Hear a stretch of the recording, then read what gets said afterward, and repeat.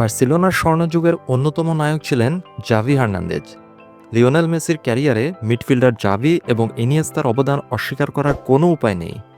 মাঝে বার্সেলোনা যখন ধুঁকছিল তখন ক্লাব প্রেসিডেন্ট অনেক আশা নিয়ে জাভি হার্নান্দেজকে কোচ হিসেবে ফিরিয়ে এনেছিলেন ক্লাবে।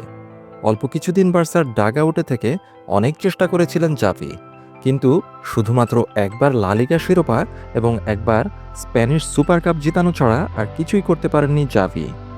স্বপ্নের চ্যাম্পিয়ন্স লিগে চরমভাবে ব্যর্থ হতে হয়েছিল কোচ জাভিকে। কিন্তু সত্যি বলতে জাভিকে হতভাগা বলতেই হবে। জার্মান কোচ হ্যান্সি ফ্লিকের হাত ধরে বার্সা এই সিজনে যেসব সাফল্য এখন পর্যন্ত পেয়েছে তার পেছনে জাভির অবদান অস্বীকার করার কোনো উপায় নেই।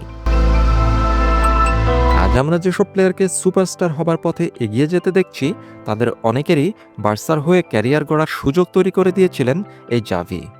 জাভি কি করেছিলেন চলুন দেখে নেওয়া যাক।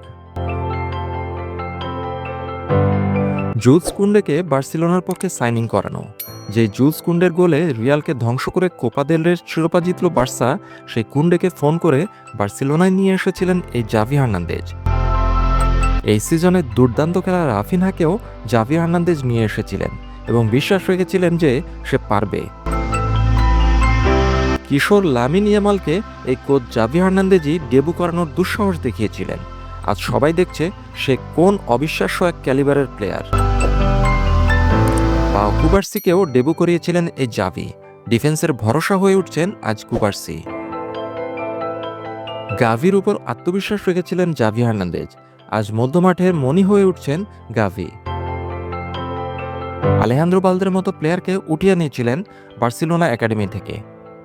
এসব কারণেই আজ আমরা যখন খুশিতে উদ্বেল তখন জাভি হার্নান্দেজ হয়তো নীরবে দেখছেন কোথাও না কোথাও থেকে, আর হয়তো বিড়বিড় করে বলছেন, আমি এদের জহুরির চোখে খুঁজে এনেছিলাম, আমি আজকের এই সাফল্যের পেছনের মাস্টার মাইন্ড।